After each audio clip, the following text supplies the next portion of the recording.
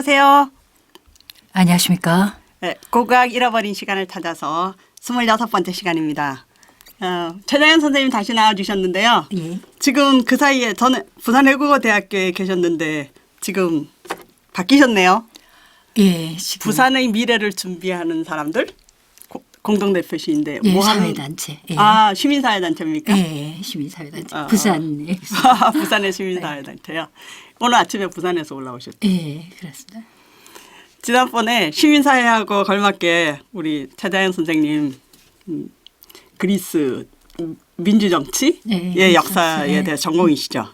그래서 지난번 시간에 우리 고대 그리스 민주정의 발달사 그거를 공부했는데 예. 이번에는 특별히 이제 그 중에서도 아테네 발달 민주정의 발달사에 대해서 예, 다시 해주시기로 아테네. 했는데 우리 잠깐 지난 거를 한번 돌아와 보면서 할까요?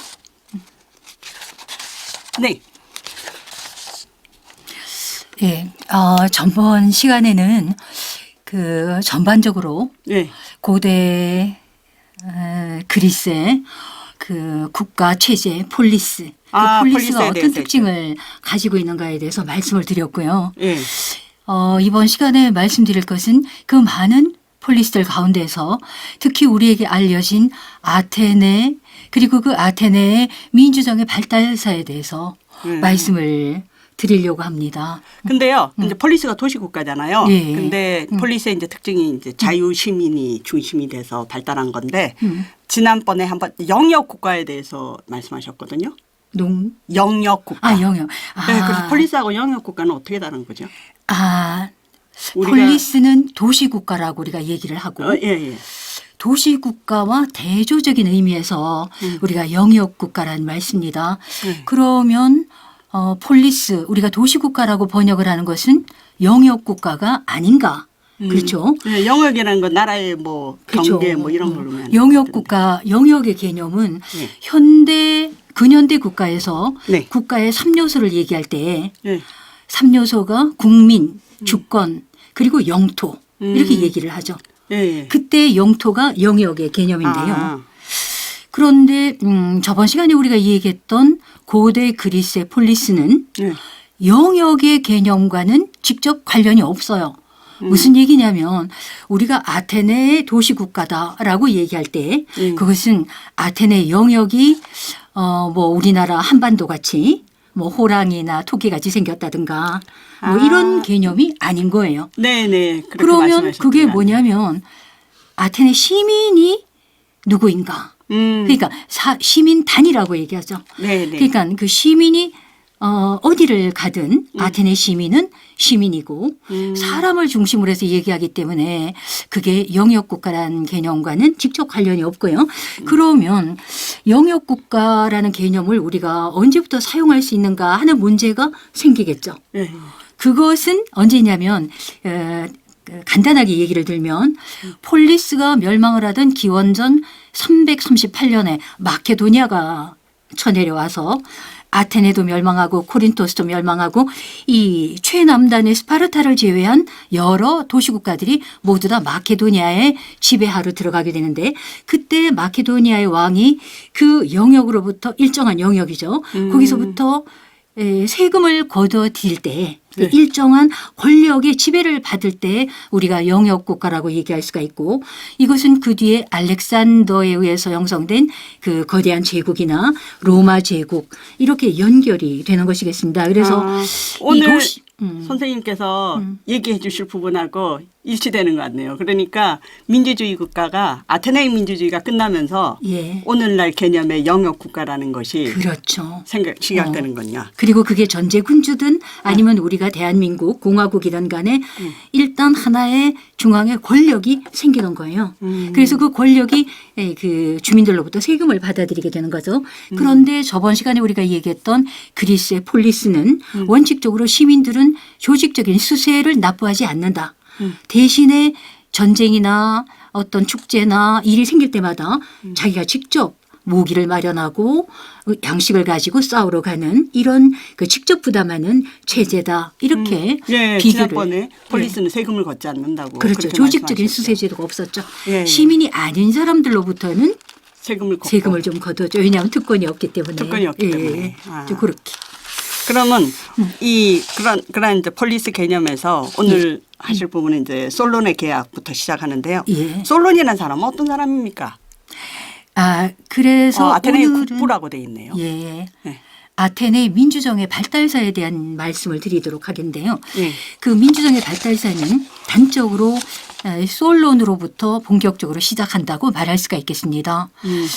솔론은 기원전 594년에 아테네의 그 가장 최고의 관직인 10명의 아르콘 중에서 한 명이었는데요. 그런데 그때 594년에 솔론이 아르콘이 되면서 아르콘이 장관이란 뜻입니다. 예.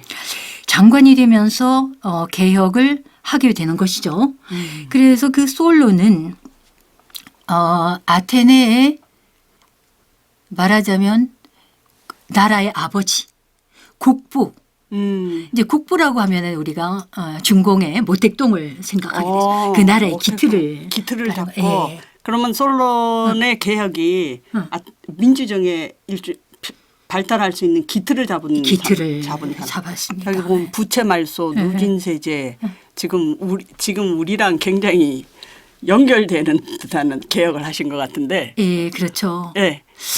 그래서 이 솔론의 개혁은 간단하게 말씀을 드리면 네. 그때 빈부의 차이가 심화됐어요. 빈부의 차이가. 그때 부자는 주로 토지에서 네. 이제 그 기원전 지금 500년 594년 594년 거의 네. 기원전 600년 전인데 네. 그때 빈부의 차라 그러면 어떠한 빈부의 차가 일어났습니까? 그러니까 어떤 빈부의 차였냐면 토지가 있는데 예. 이게 좀 중요한데 그 토지는 오늘날과 같이 개인이 소유해서 팔고 있는 이런 토지가 주를 이루는 게 아니라 예.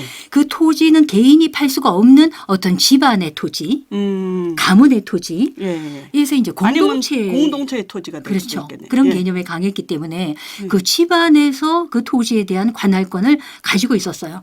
그러나 경작은 개인이 하는 거예요. 개인 집안이. 개인 그렇죠. 예. 그런데 각 집안마다 토지를 경작권을 가지고 경작을 하는데 자기 토지가 아니기 때문에 형편이 나빠져도 토지의 소유권을 남에게 쉽게 넘길 수가 없는 거죠. 예. 그러면 내가 토지를 팔아먹을 수는 없는데 경작권을 가지고 있는 그 토지에 대해서 내가 뭔가 돈이 좀 필요할 때 그걸 어떻게 하겠습니까? 그 토지를 잡히게 되는 거예요. 예. 잡히면 어떤 식으로 잡히냐면 소유권을 넘길 수가 없기 때문에 예. 자기가 매년마다 소출이 나잖아요. 그럼 미리 밀이 난다. 그러면은 해마다 밀을 얼마를 주겠다. 네. 그리고는 돈을 빌리는 거예요. 네. 그러다가 또 돈이 더 필요하면 자기 자식을 팔기도 하고 또 자기를 팔기도 하고 이런 식으로 남이 지금 모승으로 들어가는데 그러면 이 토지에 대해서는 일단 토지를 딱 잡히게 되면 이거를 그때는 토지를 판다라고 그랬어요. 그 판다는 개념이 지금하고 다른 거죠. 지금하고는 다르지만은. 그래서 토지를 일단 잡히게 되면은 그 토지를 잡은 돈을 빌려준 사람이죠. 대부업자가 그 토지에다가 저당석이라는 걸 박아요. 그때 종이 같은 게 없기 때문에 돌덩이를. 저당석에다 뭐를 적냐면 여기에서 나는 소출 가운데에서 6분의 1은 내 거다. 그리고 이거를 6분의 1세 농민이라고 했습니다. 근데 솔론 당시에 이 6분의 1세 농민이 너무나 많아진 거예요. 그러니까 우리로 말하면 일종의 소작이는 셈이죠. 그러니까 사람들이 이제 농사를 지어도 다 못 가져가고 대부분을 지금 저당 잡힌 전주한테 그렇죠. 지금 주게 되는 거군요. 그 6분의 1세를 언제나 돈을 빌려준 사람에게 이제 갚아야 되는 거예요. 그런데 솔론 당시에 이런 6분의 1세 농민이 너무나 많아지니까 농민들이 계속 6분의 1세를 갚아야 된다는 말이에요. 갚다 보니까 원금에다가 이자하고도 막 무지하게 많이 이거 빌린 돈하고 이게 형평이 맞지 않게 계속 갚아야 되니까 형편은 나아지지를 않고 그걸 찾아올 수는 없고 그래서 이 농민들이 시민들인 거예요. 농민들이 화가 났어요. 우리가 언제까지 이거를 갚아야 되나. 그래서 시민들이 요즘 말하면 막 요즘 우리나라에도 그렇잖아요. 돈이 토지가 우리나라의 전체 뭐 80% 이상인가 그게 소수의 사람들이 가지고 예, 있다 소수의 그러거든요. 사람. 그런 것과 마찬가지였어요. 그런 그런데 현상이 일어났네. 지금과 형편이 달랐던 것이 그때에 우리가 저번 시간에 말씀드렸듯이 폴리스의 정치적 구조는 국가에 군대나 경찰이 없고 네. 시민들이 직접 무장을 하고 있었단 말이에요. 이 무장 시민들이 모여가지고 오리발을 내미는 거예요. 이제 아. 우리는 더 이상 6분의 1세를 못 준다. 예, 예, 이렇게 예. 된 거죠. 그랬더니 지금은 국가에서 군대를 갖고 있기 때문에 시민이나 국민이 반란을 일으켰다. 예를 들어 어떤 이유에서든 지금 군대를 파견할 수가 있는데 그때 국가에 군대가 없단 말이에요. 그러니까 시민들이 뭉쳐가지고 우리 뭐 6분의 1세 이제 못 내겠다. 이렇게 된 거죠. 그랬더니 이 지주들은 말하자면 지주들이죠. 돈 빌려준 대업업자. 이게 숫자가 적단 말이에요. 민중들은 무장을 하고 있고. 그러니까 힘의 균형이 소수의 지주들에게 가 있는 게 아니라 대다수의 군중들. 예, 다수의 민중들에게 가 있는 거죠. 그러면 결과가 어떻게 되겠어요? 이 돈을 빌려준 사람도 양보를 안 할 것이고 예. 민중들도 더 이상 우리는 6분의 1세를 못 준다. 예, 이렇게 되니까 싸움이 일어날 수밖에 없겠죠. 그러면 내란, 모기를 들고 있으니 그렇죠. 거의 내란 피가 되겠네요. 튀긴단 말이에요. 피가. 예, 예. 유혈, 내란이 일어날 수밖에 없는 거죠. 그래서 양쪽 다 이제 이 지주들도 수가 적기 때문에 타협을 하지 않을 수가 없고 그래가지고 양편이 모여가지고 이제 타협을 한 것이 어떻게 타협을 했냐면 일단 내란은 피해야 되겠다. 왜 피가 나니까. 서로 싸우고 찌르고 하면 동족끼리. 그러면 어떻게 하겠냐. 그래서 생각해낸 것이 자 그러면 이 싸움이 끝이 안 나니까 양편이 막 아무것도 보지 말고 묻지 마. 양편이 동의할 수 있는 아주 양편이 다 인정할 수 있는 정직한 사람을 하나 뽑아가지고 그 사람을 시키는 대로 하자. 이렇게 타협을 봤어요. 그때 뽑힌 사람이 솔론인가 보네요. 예.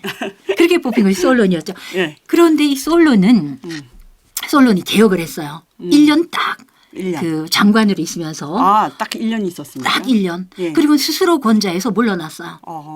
그래서 권력을 스스로 포기한다는 게 참 어려운데 그래 이 솔론이 당시에 7명의 지중해의 현자 가운데 들어갑니다. 그래서 이 솔론이 어떻게 개혁을 했냐면 돈을 빌려가서 토지에 저당석을 박아놓거나 돈을 빌려가서 자기의 몸을 시민이잖아요. 예. 자기의 몸을 팔아가지고 남의 집 머슴이 된 경우에는 그거는 부채를 말소한다. 지금 저기 나온 부채 말소가. 그렇죠. 부채 말소죠. 그러니까 획기적인 거였죠. 그래서 토지는 원주인에게 저당석 박은 토지는 원주인에게 돌아가고 그리고 돈을 빌리고 몸을 파는 사람도 이제 자유의 몸이 되는 거예요. 되고. 그러나 다만 그 토지를 거래를 할 때 집안이 동의를 해서 남에게 완전히 넘긴 특약에 의해서 넘어간 토지는 다시 돌리지 않고 토지 재분배를 하지 않았어요. 그러니까 주로 이제 저당석 박은 토지는 저당석을 빼줬지만 토지를 완전히 그 넘긴 토지에 대해서는 그러니까는 개개인은 넘길 수 없었지만은 집안은 그러니까 집안이 그렇죠. 아예 집안이 모여서 넘겨버린 거는 그거는 돌려주지 않았다. 맞죠. 그래서 네. 솔론의 개혁은 부채 말소이고 토지 재분배는 하지 않았다. 이렇게 굉장히 과격한 이런 굉장히 거는 과격하네요. 아니었다. 예. 그리고 예, 그게 이제 굉장히 과격한 건 아니고 그러니까 개개인의 빚은 없애고 전체적으로 이렇게 집안이라든가 큰 단위에서는 완전히 넘긴 거는 재분배하지 아니었다. 않고 이렇게 했죠. 그래서 솔론의 개혁은 부채 말소 이게 되게 중요하고 예. 그다음에 지금 같으면 이제 가난한 사람들 일반 시민들의 자잘구레한 빚은 다 없애줬다. 그렇죠. 뭐 이런 게 되겠네요. 빚을 막 푸세를 한 거죠. 예, 예. 빚을 탕감을 한 거예요. 예. 그랬더니 돈 빌려준 사람이 되게 화가 났어요. 그렇죠. 토지를 받은 사람은 괜찮은데 네, 이제 이런 게 있었고 그다음에 또 한 가지가 뭐냐면 그 다음부터는 절대로 인신을 담보로 해서 돈을 빌려주고 하면 안 된다. 그러니까 인신 담보 자금을 금지했어요. 몸을 담보로 해서 돈을 빌려주지 못하도록 하고 그리고 그때까지만 해도 토지가 중심이었는데 수언론이 이런 걸 타개하기 위해서 이제는 토지에만 매여 있지 말고 상공업에 종사를 하자 이래가지고 무역을 진흥을 하고 했어요. 그런데 이 수언론이 국부 나라의 아버지로 그 아테네가 기원전 솔론의 기억은 기원전 594년이란 말이에요. 600년 경이잖아요. 근데 그로부터 500년 지나고 400년 지나고 338년에 약 250년 정도, 60년 정도 뒤에 아테네가 마케도니아의 침략에 의해서 망하던 기원전 338년까지 솔론은 아테네의 국부가 뭐냐면 솔론이 죽고 난 다음에 만들어진 아테네의 법이 전부 다 솔론의 개혁의 정신에 부합을 해야 된다 그래서 아테네의 모든 합법적인 법은 솔론 법이라고 불릴 정도로 솔론이 중요한 사람이었단 말이야. 아주 중요한 사람이었죠. 그런데 이 사람이 국부로 불리게 된 이유가 있습니다. 그게 뭐냐면 그때부터 가난한 사람의 처지를 개선하기 위해서 국가의 부담은 있는 사람에게 지운다 하는 거였어요. 그러니까 가난한 사람은 부담하지 않고 다만 민회에 참석해서 발언의 기회만 갖는 거죠. 그렇게 있는 사람에게 누진세제를 적용을 한 것이. 저기 사계층을 구분해서 그러니까 가난한 사람은 조금 내든지 아예 내질 않든지 그리고 부자는 더 많이 내는 그런 개념이. 그러니까 세금을 받지 않던 지금 폴리스에서 지금 솔론이 나타나서 세금도 받고 그 와중에 또 세금을 받은 건 아니고 조직적인 수세제도는 없었고요. 다만 전쟁이 났다. 그러면 돈이 많은 사람이 막 무장하고 막 나가야 되고 돈이 없는 사람은 돈이 없으니까 못 하잖아요. 그러면 그게 면제가 되고 그 대신에 뭐 나가서 뭐 밥을 짓는다거나 이렇게 봉사는 하는 거죠. 그리고 축제를 한다. 그러면 직접 부담을 하는 거예요. 그것은 민회를 열어서 지금 우리 축제를 하는데 돈이 얼마를 드니까 너 돈을 얼마를 내라. 이런 식으로 그러니까 직접 부담을. 그렇죠. 조직적인 수세제도는 없었어요. 아직까지 없었네요. 그다음에 4세기 재산 바꾸기 소송은 뭘까요? 요거는 넘어가고. 재산 바꾸기 소송. 이거는 뭐냐면 솔론의 개혁은 기원전 594년에 있었지 않습니까? 그런데 그로부터 약 500년, 400년이 200년 정도가 지나가면 그리스 세계가 이제 누구나 이건 알고 있는 건데 만성적인 전쟁 상태로 들어가게 돼요. 도시국가끼리 기원전 4세기가 되면 그랬을 때 전쟁이 나면은 전쟁 비용이 필요하잖아요. 그리고 특히 그리스에서는 기원전 490년과 480년에 페르시아가 쳐들어와서 페르시아 전쟁이 일어나게 되는데 그때에 특히 기원전 480년에 살라미스 해전이 있었어요. 바다에서 싸웠던 거죠. 우리 살라미스 해전은 조금 있다가 나올 거니까. 맞죠. 우리 저거.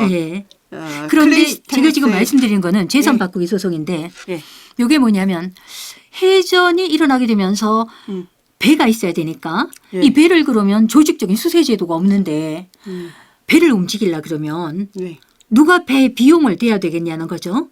그래서 이거를 부자 시민들이 1년 동안 배 한 척을 유지를 해야 됐죠. 그러니까 이게 선주라고 그랬어요. 배 주인이라고 그래요. 그러니까 선주가 되면은 자기는 망하는 거예요. 그러나 선주로 임명이 되면은 선주를 안 할 수가 없어요. 안 하면은 탈세로 재산을 전부 몰수당하게 되니까. 그런데 안 할 수가 없는데 딱 빠져나가는 한 가지 방법이 있었는데 그게 뭐냐면 자기보다 더 부자이면서 선주가 안 된 사람을 찍어가지고 고발을 하면 되는 거야. 고발. 그러면 그들 간에 이제 법정 투쟁이 벌어지게 되고 그래서 해결이 안 나면은 그 고발 당한 사람이 해결이 안 나면은 고발당한 사람이 마지막에 이제 그러죠. 그 법정에서 해결을 할 수가 없으니까 할 수 없이 네가 부담을 하든지 안 그러면은 네가 정말로 그 고발한 사람의 재산이 더 많다고 생각이 돼서 억울하면 고발한 사람의 재산을 네가 바꾸어 가지고 네가 가지고 그거를 부담을 해라. 이게 재산 바꾸기 소송이죠. 그러니까 이 재산 바꾸기 소송은 나중에 사색이 일어나는데 기원전 사색이. 근데 왜 여기다 적혔냐면은 이것이 바로 누진세제. 부자들이 전쟁의 비용을 부담했던 대표적인 예가 바로 이 재산 바꾸기 소송이다. 굉장했어요. 부자들이 부담을 한다 하는 거였어요. 그럼 그 다음에 이제 나오는 클레이스테네스. 이게 왜 나오지?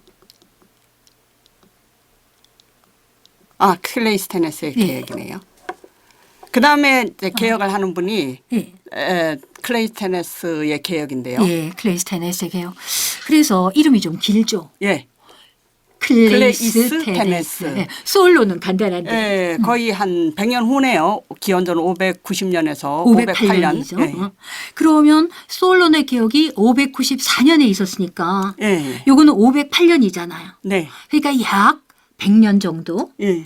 지난 거예요. 예, 거의. 그때 클레이스테네스인데 근데 오늘 시간이 없으니까 생략을 했습니다만 솔론의 개혁이 있고 난 다음에 예. 아테네가 아주 평온하게 이게 진행이 된 게 아니었어요. 그 사이에 560년경부터 예.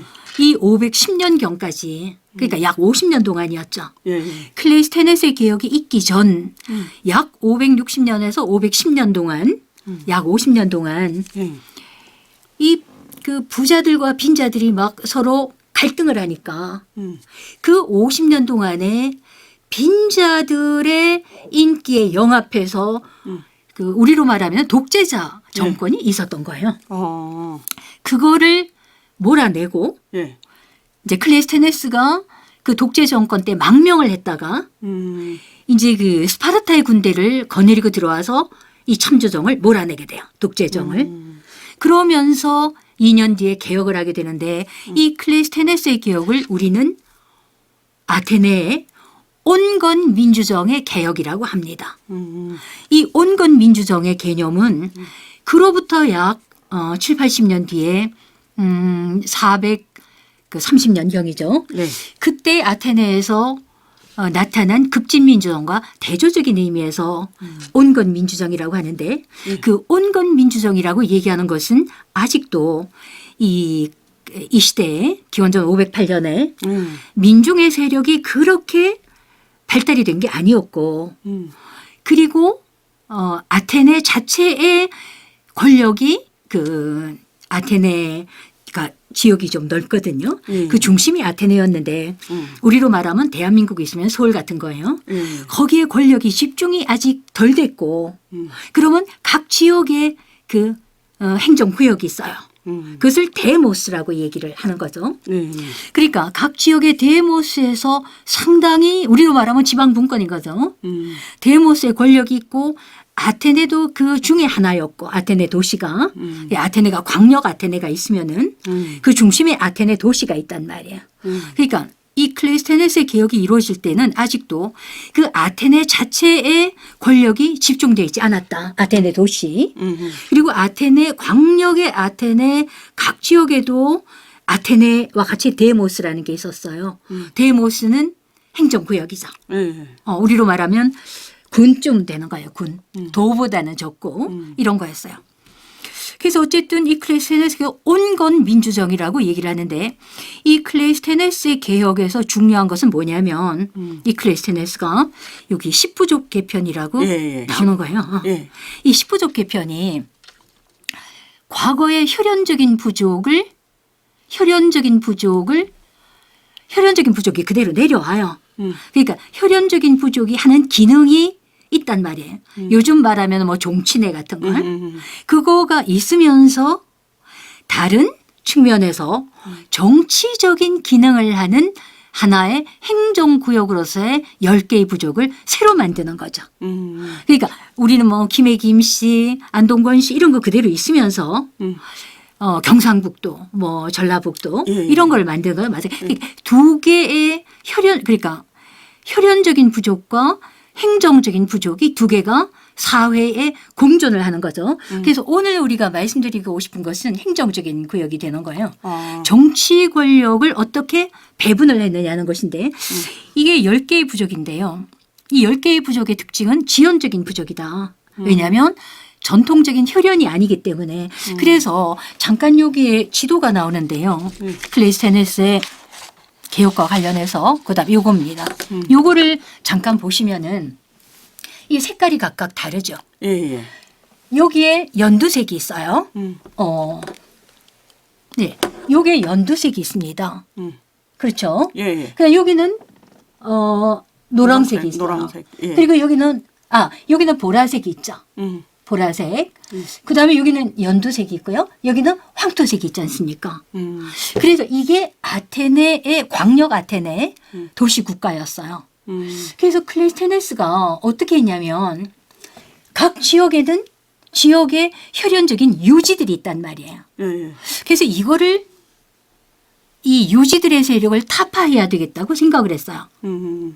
그 대신에 그 각 지역의 유지들이 아니라 각 지역의 왜 유지가 아닌 민중들이 있잖아요. 예. 그 민중들에게도 참정권을 부여하는 거죠.